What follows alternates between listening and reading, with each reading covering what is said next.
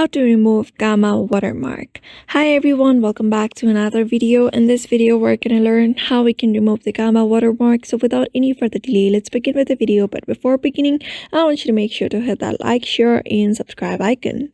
So in order to remove the Gamma watermark, you need to open the browser and search for Gamma.app, and you need to log in into your account. After that, simply click on the project that you want to download. You may just simply find it on your home page. You may just click on that.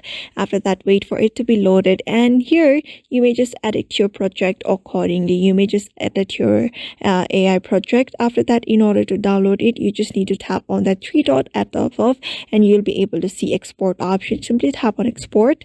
After tapping on export, you should be able to see this. So when you scroll down a bit, you'll be able to see hide made with Gamma. You need to enable the option in order to remove the watermark. So that is a premium feature that you need to buy. You may follow up the plan of yearly or monthly. You may just purchase any of the plan in order to remove the Gamma watermark for about a month or for about a year. You may just upgrade to Plus or upgrade to Pro. So therefore, by following those methods, you can be able to remove watermark on Gamma very easily. So I hope this video was helpful to you, and thank you for watching this video.